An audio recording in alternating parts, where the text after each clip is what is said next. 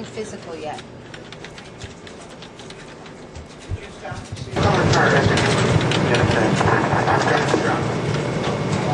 You know what color? White shorts with hearts. What about her top? We had the fire department there with the medics ready to go. This is an exciting job, let me tell you. Baby's not breathing. Let me get him going, okay? Have a baby not breathing, stand by. Okay, hold on the line. I'm going to help you over the air. 16 months old. Pick up the baby. I want you to send somebody out to the street to watch for the ambulance, okay? Does the baby have a fever? Okay, they're already coming, the ambulance as well as the police, okay? Sir, stay on the line. Okay, put the baby on a hard surface. Make sure they're on the back. I want you to kneel by the baby's side. Take the clothes off so you can see the bare chest. Is he breathing now, yes or no?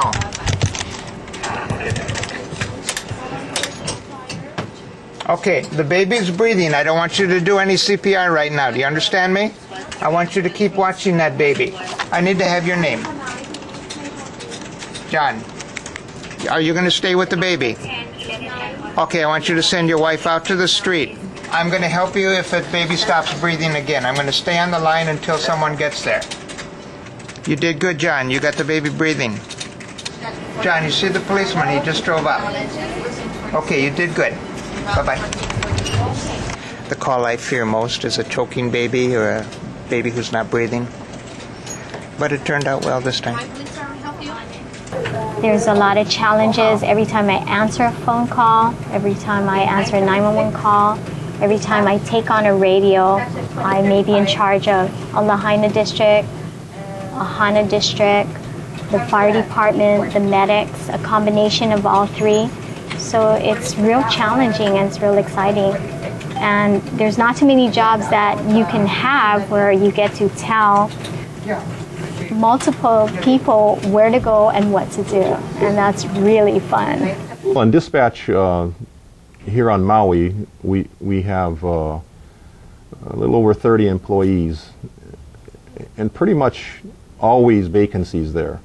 We're pretty much always hiring just due to natural attrition, and then we're trying to look for more positions this year. After I got out of the military and I went into social services, and it seemed like a natural progression. You know, I like helping people and working with people. And you know, I think you want to be a positive role model, to be a good father, a good husband, a good person. A policeman should embody all of those things. So I figured, you know what, that's what I want to do. Got the idea to become a police officer when I was just finishing up my college, and it was be a teacher and go for a couple more years schooling or do something more exciting. So I chose something more exciting. Prior to becoming a police officer, I was a drug counselor. And when I started seeing too many of the kids coming into the program high on ice, I wanted to step in and be on the front line. I guess after I've been in the department for about 3 years, one of the kids that was in the program was on the street. And I came in contact with her in a different way. It wasn't in the setting of a residential program, it was on the street. And she had a kid, and she had her boyfriend. And her and I talked for a good 6-7 months and get her back into treatment. And since she got back in treatment, I haven't seen her on the streets. So for me, that was kind of like the other side of it. I saw her on the street, using drugs, being homeless, and now just by being on the front line and talking to her again and staying with her, she was able to get back into treatment and get help for her kid. The most gratifying thing about being a police officer is, like what everybody may think, getting the bad guy, putting him in jail, and serving our community. There was this husband and wife, they had an abuse, and the husband was threatening to drive her off the cliff. We ended up following them. We managed to stop the truck, got her away from him, made the arrest. Everybody was safe. All the officers were safe. And it was an exciting time, but very satisfying in the end because we caught the bad guy and we were able to help somebody out. There was a day I really enjoyed recently. I was out on patrol. I ended up getting involved with a case in Lahaina, helping out the Lahaina patrol officers. It involved a well-known criminal. He was stripping cars yet again. Okay. He's squeaking right now. He's all high right now. It's not a job for everybody, but I think there's you're gonna, if you come into it with an open mind and you're willing to give 100% as far as your effort in trying to help people, I think it'll be a very satisfying career. The fender, the left front fender, and the front end, the grill, is from a code 10 vehicle. The good thing, how do you know? When you do clean up an area, people are, there's a change of attitude, their emotions, it's a lot happier place. This boy is a well-known criminal. At this point, what we're going to do is we've got this party detained because he has a vehicle with parts on it that are stolen from another vehicle. We had a report of a stolen vehicle, and he partied it out, and some of those parts are on this vehicle right now. Did you get anything in your car you need? You worried about us finding or something? Where? No? You sure? Yeah. Will you give us consent to search your car? Or search my car. I don't want nothing inside. I just came down here for get that things for my auntie's car, and that's it. I wasn't even driving. We're going to advise you of your rights and everything before we go. He's been advised of his rights. Why don't you get him out and have him sign the form? Initial here and sign right here. This is a misdemeanor charge of imitation controlled substance, and what they do is they'll find stuff like this, they'll roll it into a ball to make it look somewhat like buds, and then they'll sell it on Front Street to tourists that don't know any better. That's crystal methamphetamine right there, though. That is a drug. Okay, you're under arrest for the stolen parts on your car. The stolen? Right now it's stolen. There is a complainant who owns the vehicle. Okay?